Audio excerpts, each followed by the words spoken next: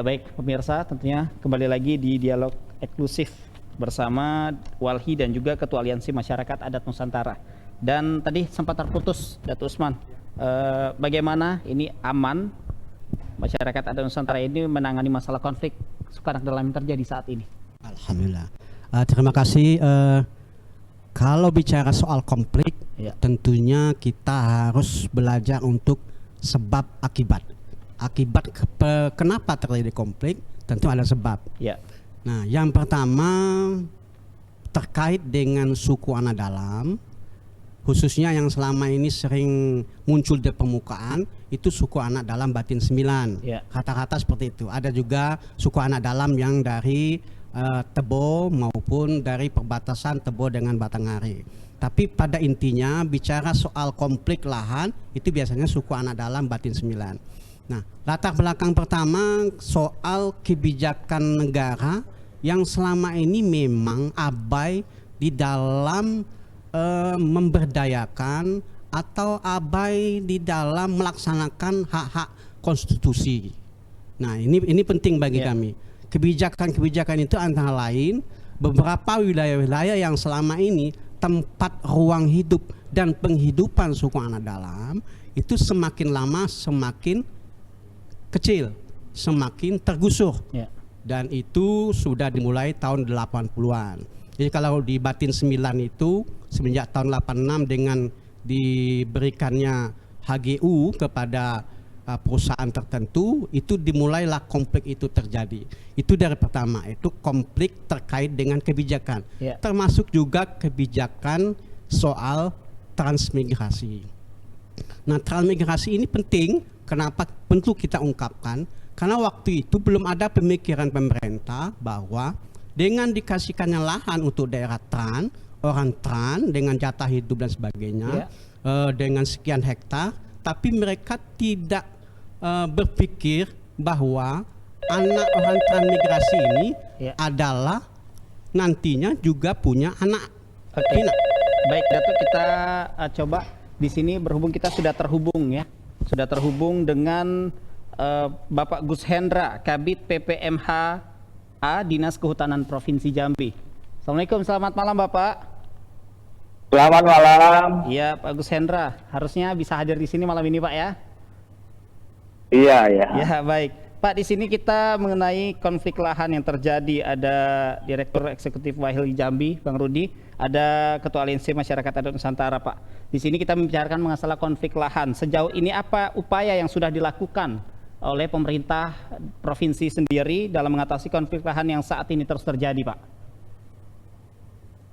Maaf, suaranya kurang jelas kedengaran ini. Antara PT apa? PT.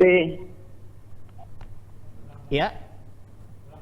Oh, pertanyaannya Pak, apa upaya yang sudah dilakukan masalah konflik ya? Konflik lahan ini terjadi beberapa kali terjadi di Provinsi Jambi, Pak. Jadi mungkin barangkali apa yang sudah dilakukan pemerintah Provinsi Jambi dalam menangani masalah konflik lahan yang sering terjadi? Bisa, mana? Pak Gus Hendra? Jambi. Iya, sebentar, putus-putus ya. Iya, baik. Jambi bisa. Ya, itu dia mengatasi konflik lahan. Kita akan terhubung untuk Pak Gus Hendra sendiri. Baik, dari Bang Rudi. Ya, bagaimana Pak Gus Hendra? Halo Pak. Halo, ya kurang jelas ininya, suaranya. Mohon maaf. Gimana PT apa? Untuk upaya konflik lahan, Pak, konflik lahan yang terjadi di Provinsi Jambi ini sudah terjadi beberapa kali konflik lahan antara masyarakat adat dengan korporasi rata-rata yang terjadi. Bagaimana sejauh ini pemerintah Provinsi Jambi melalui Dinas Kehutanan Provinsi Jambi yang sudah dilakukan untuk mengantisipasi konflik ini, Pak? Makasih ya. Begini, sebelum kita membahas konflik lahan yang ada di Provinsi Jambi secara jauh, kita harus memilah dulu lahan yang dijadikan konflik itu. Sebagaimana kita ketahui bahwa untuk pengurusan daratan di Indonesia ini, itu ada 2 undang-undang yang mengaturnya. Pertama adalah Undang-Undang Nomor 5 Tahun 1960 tentang Undang-Undang Agraria. Nah, itu mengatur tentang areal punah lain. Nah, area pengguna lain itu cara perolehannya status haknya adalah dengan cara dikuasai dulu, dikelola dulu, baru dimohonkan izinnya kepada negara. Nah, yang kedua itu ada namanya kawasan hutan. Ya. Kawasan hutan di Provinsi Jambi ini sekarang tinggal 2,1 juta hektar. Kalau kita lihat sejarahnya itu dari tahun 84 bahwa luas kawasan hutan Provinsi Jambi itu ada 82% dari 5,4 juta daratan Provinsi Jambi. Artinya sekitar 4 jutaan lah gitu. Ya. Nah, kenapa berkurang dari 4 juta sampai ke 2 juta? Itu dikarenakan adanya perkembangan penduduk, untuk transmigrasi, untuk perkebunan, dan itu bla bla segala macamnya. Sehingga kita komitmen bahwa kawasan hutan yang tinggal 2,1 juta hektar ini kita gunakan untuk fungsi ekologi, konservasi, dan lindung dan segala macamnya. Keterkaitan dengan konflik lahan yang ada di Provinsi Jambi, kalau dia berada di kawasan hutan, itu mengacu pada Undang-Undang 41 tentang kehutanan. Ya. Nah, ada Perpres 88 tahun 2017 tentang penanganan penyelesaian perkara penguasaan tanah di kawasan hutan. Jadi ada 4 skema di situ yang bisa kita akomodir oleh pemerintah. Ya. Di antaranya pertama adalah adanya pengurangan kawasan hutan. Pengurangan ini macam-macam programnya. Ya. Bisa namanya TORA, nama objek reforma agraria. Nah, ada kriteria-kriteria tertentu yang harus dipenuhi. Misal adanya sarana-prasarana umum yang ada di wilayah kawasan hutan yang dulu ada dikuasai oleh masyarakat. Yang dulu mungkin tidak tahu lah karena perkembangan zaman segala macam sehingga masyarakat ada berada di kawasan hutan. Persoalan hutan ini juga kita harus clear. Kita tahu bahwa di satu sisi hutan itu adalah penting untuk fungsi ekologi, konservasi dan lingkungan. Di sisi lain kita harus menyadari juga bahwa di dalam kawasan hutan tersebut ada masyarakat yang perlu dilindungi. Nah, terhadap hal itulah maka salah satu yang melatar belakangi keluarnya Perpres 88 tahun 2017. Ya. Nah, itu yang skema yang pertama.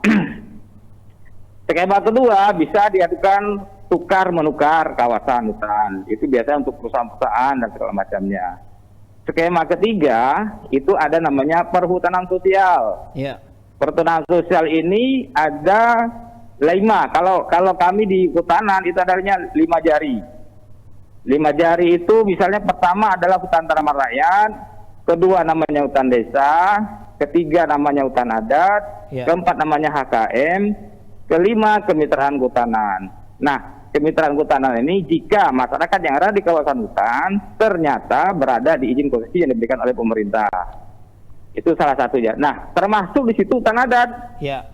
Nah, kalau hutan adat ada kita harus berpedomani tentang MK 35 tahun 2011. MK 35 ini adalah salah satu judicial review yang diadakan gugatan oleh Aliansi Masyarakat Adat Indonesia terhadap salah satu pasal yang ada di Undang-Undang 41 1999. Nah, terhadap hal ini diakomodirlah bahwa masyarakat adat itu punya kewenangan untuk menguasai, perlu diakui oleh pemerintah terhadap areal yang ada di kawasan hutan. Ya. Nah, persoalannya adalah pasca izin itu karena MK 35 ini syaratnya artinya bahwa sepanjang itu diakui oleh pemerintah kabupaten dan provinsi. Kalau dia kabupaten itu bisa bersifat surat keputusan bupati jika itu berada di area pengguna lain. Ya. Yang diatur dalam Undang-Undang Nomor 5 tahun 1960. Tapi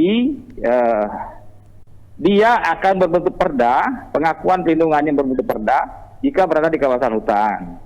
Itu skema untuk hutan adatnya.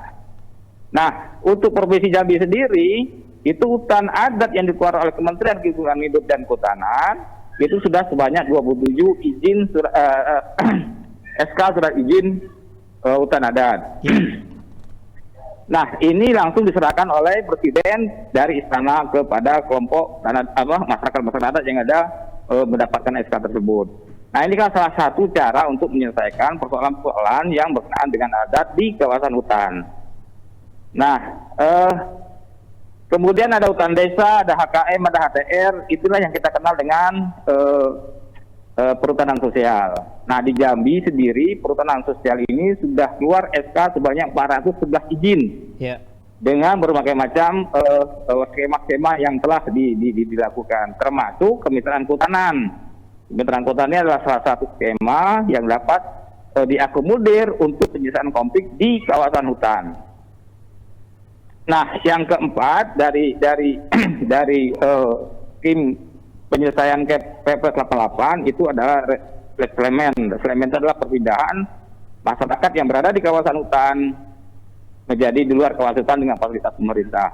Nah, inilah yang langkah-langkah yang dilakukan oleh pemerintah Provinsi Jambi terhadap pengelolaan atau masyarakat yang terlanjur di dalam kawasan hutan. Nah, kalau kita hitung sekarang jumlahnya untuk SK izin perhutanan sosial yang 411 izin tersebut itu sudah lebih dari 200.000 hektar. Nah, namun tidak menutup kemungkinan ada juga persoalan-persoalan yang belum diselesaikan. Artinya bukan tidak diselesaikan, tapi belum terjadinya kesepakatan antara masyarakat sendiri, baik itu dengan perusahaan HTI maupun dengan yang lainnya. Baik, kenapa? Karena mungkin ada syarat-syarat dari ketentuan yang ada itu belum terpenuhi. Dan itu tidak banyak dalam artian begini. Dari yang kita tangani di Provinsi Jambi di Kehutanan itu sebanyak 21 kasus lah. 21 kasus dengan jumlah kisaran 7.000 hektar. Jadi kalau 7.000 hektar yang belum kita akomodir, belum mendapat penyelesaian yang sepakat antara para pihak. Nah, sementara yang sudah clear itu sebanyak jumlah izin perhutanan sosial sebanyak 411 surat keputusan dengan lebih 200.000 hektar. Jadi kalau kita hitung bahwa persentasenya sekitar 4% lah dari jumlah yang diakomodir. Nah, persoalan lainnya adalah kenapa sampai tidak ada yang tidak selesai? Ada persyaratan yang jelas, ada persyaratan yang tidak terpenuhi. Misalnya kita dalam hal subjek dan objeknya. Kalau perhutanan sosial, semangatnya itu adalah masyarakat sekitar kawasan hutan, objeknya adalah objek di kawasan hutan dan jelas kekuasaannya.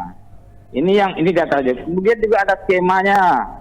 Skemanya ya perhutanan sosial, ada ATM, AKM segala macam. Nah, ada juga yang pengennya dia tora, pengennya dia pelepasan, pengennya dia milik. Nah, ini sudah kita akomodir semua, namun keputusan terhadap penguasaan tanah di kawasan hutan itu tetap melalui Kementerian Kehutanan Lingkungan Hidup. Artinya sudah dari Jakarta semua gitu. Karena kalau untuk Provinsi Jambi udah kita data dan kita petakan semua, udah kita verifikasi, udah kita segala macam. Baik, mungkin Pak itu. Ya, berarti selama permasalahan ini untuk masyarakat adat sendiri sudah dilibatkan dan dilakukan mediasi. Ya, Pak Gus Hendra? Ya, putus kurangnya. Ya, apakah berarti selama ini konflik yang terjadi selalu dilibatkan masyarakat adat dan diberikan ruang untuk mediasi dengan korporasi? Aduh, kurang jelas. Bisa kurang jelas saya mendengarnya, mohon maaf. Baik, kita break sejenak dari Pak Gus Hendra. Langsung Bang Rudi, boleh ditimpali dengan statement dan penjelasan yang sudah dijelaskan oleh Pak Gus Hendra tadi. Tapi nanti kita break sejenak dan pemirsa kita jeda tetap bersama kami di Dialog Eksklusif.